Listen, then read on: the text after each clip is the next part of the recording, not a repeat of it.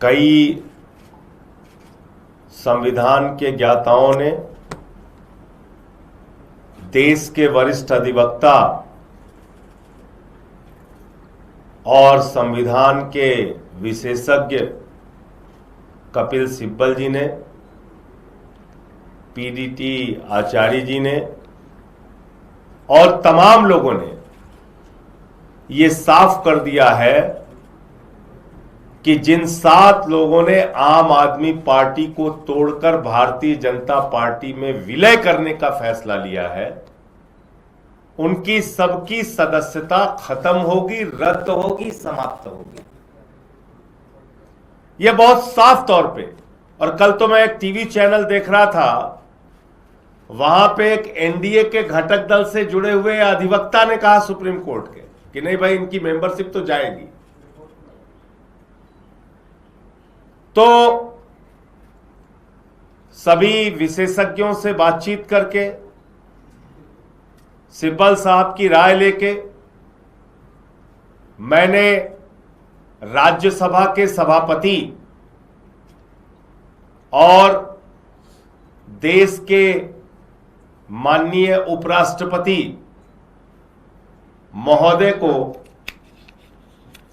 एक पिटीशन भेजी है, जिसमें संविधान की 10वीं अनुसूची के मुताबिक इन 7 सदस्यों की सदस्यता पूरी तरीके से समाप्त की जाए, खत्म की जाए, इसके बारे में उनसे अनुरोध किया है। और उपराष्ट्रपति महोदय से, सभापति महोदय से मांग की है कि इसकी जल्द से जल्द सुनवाई करके और इस पे एक न्यायपूर्ण फैसला अपनी ओर से दें। यह क्यों जरूरी है? क्योंकि आप एक पार्टी से चुनकर आते हैं और उसके बाद ईडी का, सीबीआई का, जांच एजेंसियों का दुरुपयोग करके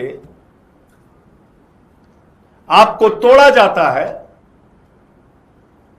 और भारतीय जनता पार्टी जो इस खेल में माहिर है, वो आपको अपने में मिला लेती है। ये लोकतंत्र के साथ भी धोखा है, पंजाब के लोगों के साथ भी धोखा और गद्दारी है, और साथ ही साथ देश के संविधान के साथ भी एक धोखा है और उसका मजाक उड़ाने की कार्रवाई है। अगर आप एक दल से चुने गए हैं और आपको कोई मतभेद है, आप इस्तीफा दीजिए उस दल से और जाइए जहां आपका मत बनता हो।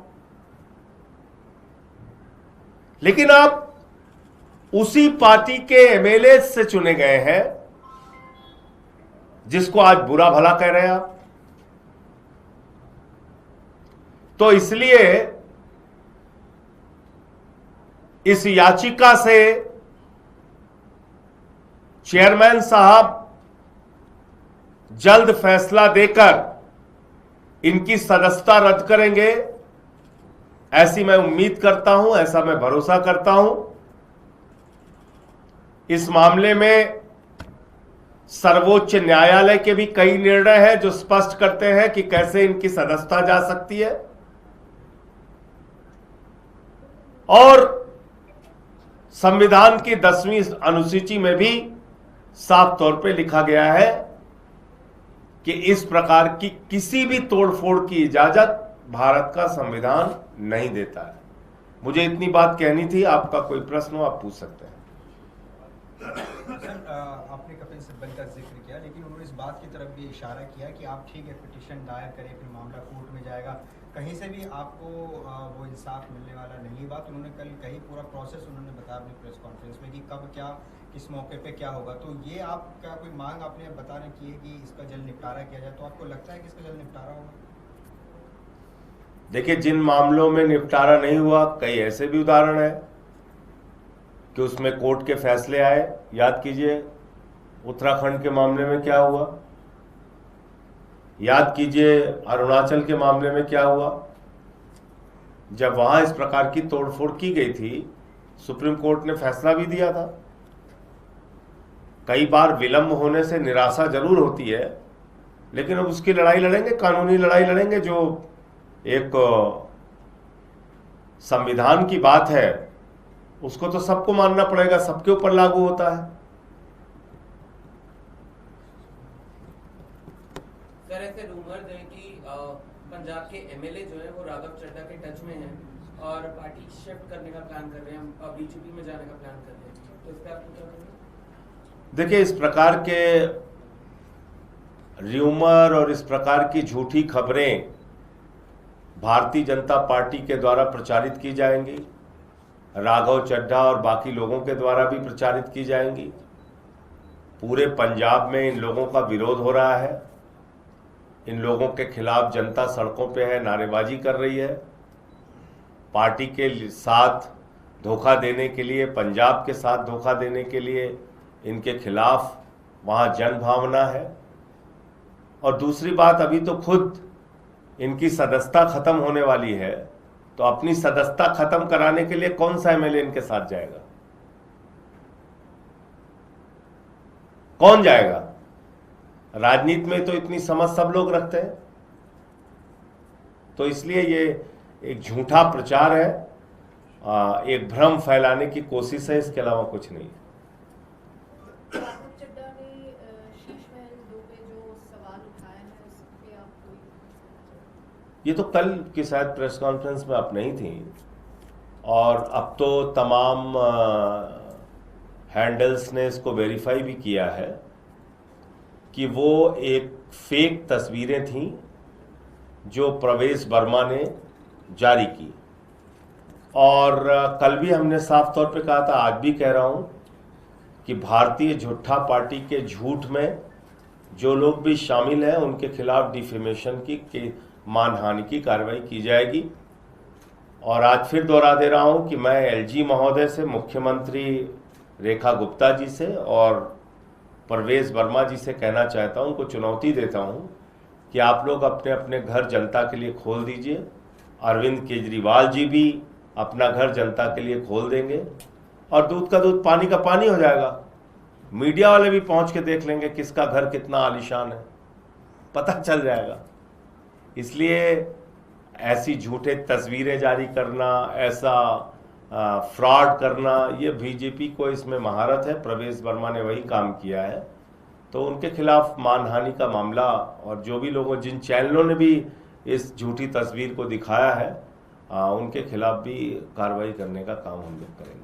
सर, भगवत मान जी ने प्रेसिडेंट ऑफ इंडिया से टाइम मांगा है, तो कुछ ऑफिशियल कम्युनिकेशन आया है? कितने बजे की मीटिंग है या कब होगी? देखिए, राइट टू रिकॉल का एक मामला है। अब उस पर उपराष्ट्रपति से मिलकर भगवंत मान जी अपनी बात रखेंगे। राष्ट्रपति महोदया से समय मांगा है उन्होंने, और जिन एमएलएज ने चुना है आज उनके साथ तो धोखा हो गया। अब वो एमएलएज दोबारा इन लोगों को बुला रहे हैं कि भाई अब आप वापस आ जाओ, तुमसे काम नहीं हो पाएगा, तो इस्तीफा दे देना चाहिए। तो ये राष्ट्रपति महोदया से पंजाब के मुख्यमंत्री ने इसीलिए समय मांगा है, और मुझे लगता है कि जैसे ही समय मिलेगा वो उनसे मुलाकात करके अपनी मांग रखेंगे। संजय जी, एक अलग मामला है। अमेरिकी राष्ट्रपति डिनर दे रहे थे कतार के दरमियान, तो वहाँ एक गोली चली। हालांकि पूरे दुनिया के जो भी राष्ट्रीय अध्यक्ष हैं उसकी निंदा कर रहे हैं। प्रधानमंत्री नरेंद्र मोदी का भी ट्वीट आया है कि लोकतंत्र में हिंसा की जगह नहीं है, लेकिन हम देखते हैं कई मामलों में उनकी खामोशी रहती है। इस मामले में उन्होंने भी अपनी राय व्यक्त की है। इस चीज़ को आप कैसे देखते? देखिए, बिल्कुल हिंसा के लिए जगह नहीं है, और ईरान में जो खामिनेई और उनके पूरे परिवार की हत्या की गई, उसके लिए भी लोकतंत्र में कोई जगह नहीं है। और जो 160 मासूम बच्चियों को मारा गया लोकतंत्र में, उसके लिए भी कहीं दूर दूर तक जगह नहीं है।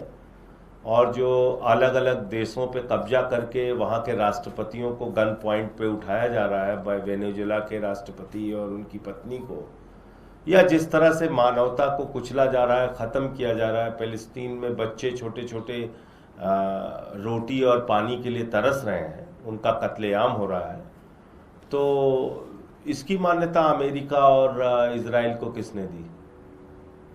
कौन है जो उनको वैधता प्रदान करता है इसके लिए?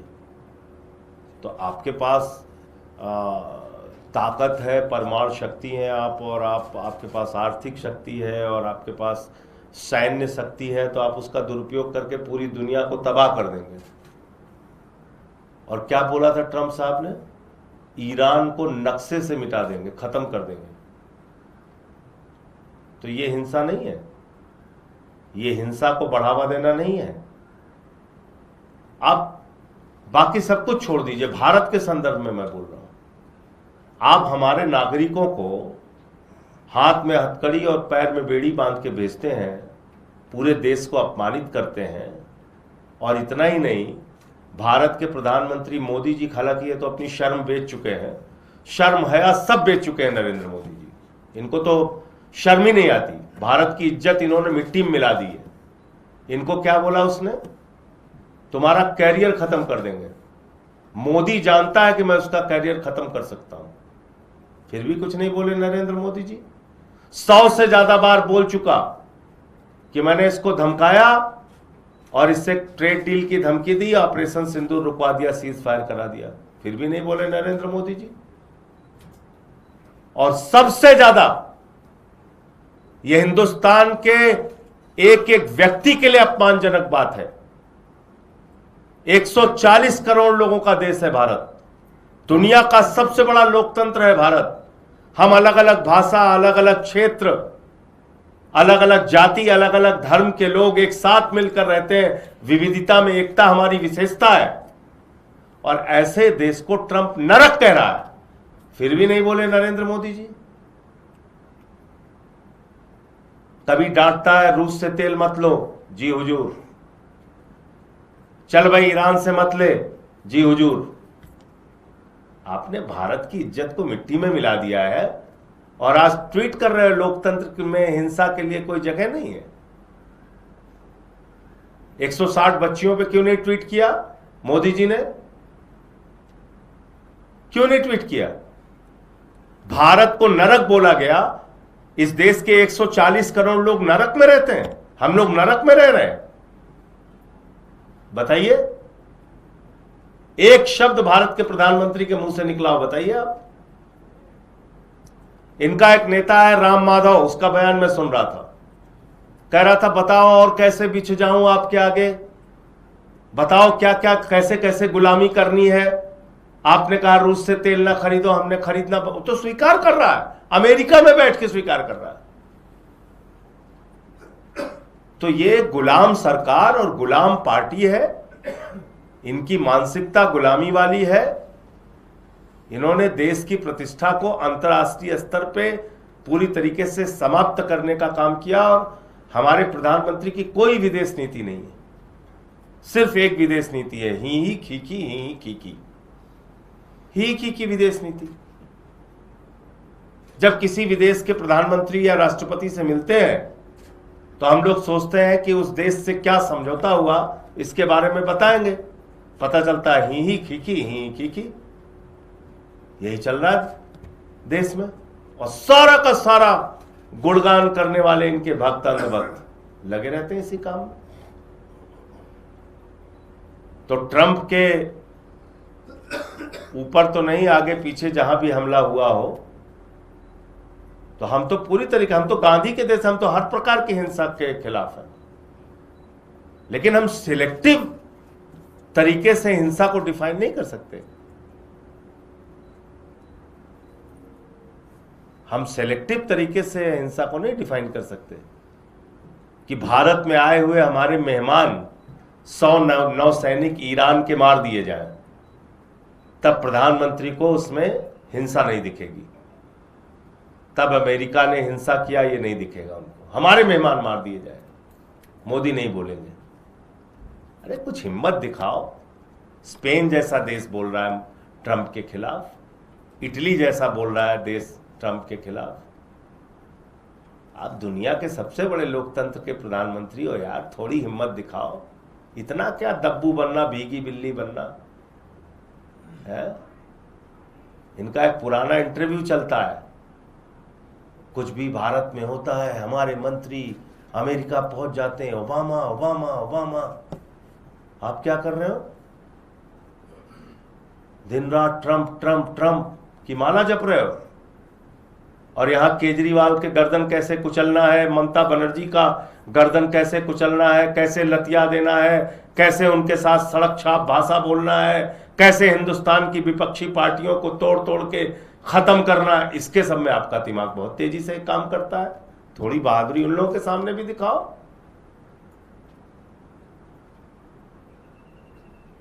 तो ये बात है। सर एक और सवाल है, उदित राज है कांग्रेस के नेता, उन्होंने कहा है कि जिन सांसदों ने आम आदमी पार्टी छोड़ी है उन्होंने देश हित में काम किया और बीजेपी से ज्यादा गद्दार आम आदमी पार्टी। कहने दीजिए, उदित राज कई पार्टी बदले हैं, तो बीजेपी को गद्दार मानते हैं कि नहीं मानते हैं? बीजेपी में रह चुके हैं उदित राज जी, बताइए। वो कांग्रेस में एक बीजेपी में है, तो बीजेपी में रह चुके हैं, अभी कांग्रेस के नेता है, कल को फिर कहीं चले जाएंगे। तो जो काम उन्होंने किया है वही काम इन 7 सांसदों ने किया है, तो उनका साथ तो देंगे। राहुल गांधी कह रहे हैं बंगाल में तृणमूल कांग्रेस बीजेपी के लिए दरवाजा खोल रहा है, वहां पे नारी सुरक्षा नहीं है। इसका पता तो 4 तारीख को चलेगा ना, जब तृणमूल कांग्रेस और ममता बनर्जी जी भारतीय जनता पार्टी की नफरत की राजनीति का सफाया कर देंगी, तब पता चलेगा ना। और राहुल गांधी जी को यह क्यों नहीं दिखता कि बाबरी मस्जिद बनाने वाले को जेड कैटेगरी की सुरक्षा दिया है अमित शाह और मोदी ने? इस पे बोला किसी ने? देश के किसी नेता ने इस पे बोला? जो आदमी बाबरी मस्जिद बनवा रहा है, हुमायूं कबीर, उसको हजारों करोड़ रुपए चुनाव लड़ने के लिए बीजेपी देती है, ये स्टिंग ऑपरेशन में उसने माना। और इसके अलावा उसको जेड कैटेगरी की केंद्रीय सुरक्षा बल के द्वारा सुरक्षा दी गई है। वो कहां से मिलेगी इसको? इसका मतलब मोदी अमित शाह मिल के बाबरी मस्जिद बनवा रहे हैं वहां पे हुमायूं कबीर के साथ। मोदी, इस देश के लोग अगर इन चीजों को नहीं समझेंगे और नहीं पहचानेंगे तो आने वाले समय में परिस्थितियां और खराब होंगी। आप एक ऐसे घिनौने पार्टी और घिनौने राजनीतिक खेल में शामिल हो गए हैं जाने अनजाने, जो लोगों की घटियापन की आप कल्पना नहीं कर सकते। जो आदमी बाबरी मस्जिद बनवा रहा है उसको ये पैसा दे रहे हैं 1000 करोड़ रुपए, और वो कह रहा है हम बीजेपी के साथ मिलकर सरकार बनाएंगे बंगाल में। और ये लोग उसको जेड कैटेगरी की सुरक्षा दिए हुए हैं। जेड कैटेगरी की सुरक्षा कैसे मिली है बाबरी मस्जिद बनाने वाले को? और सभा कर रहे हैं, कह रहे सुन लो हुमायूं कबीर। अरे अंदर अंदर तो मिल लो हुमायूं कबीर चल रहा है, वहां क्या सुन लो कर रहे हैं भाई? वहां तो अंदर अंदर मिल लो हुमायूं कबीर है। तो भाजपा ने कई भाजपा बना रखी है, उसमें कुछ ऐसे भी दल हैं जो मुस्लिमों के बीच में भारतीय जनता पार्टी का काम करते हैं। तो बंगाल में राहुल गांधी जी को और सारी पार्टियों को यह देखना चाहिए कि बीजेपी से कौन लड़ रहा है और बीजेपी किसके साथ है। बीजेपी बाबरी मस्जिद बनाने वाले के साथ है। बीजेपी बाबरी मस्जिद बनाने के लिए पैसा दे रही है।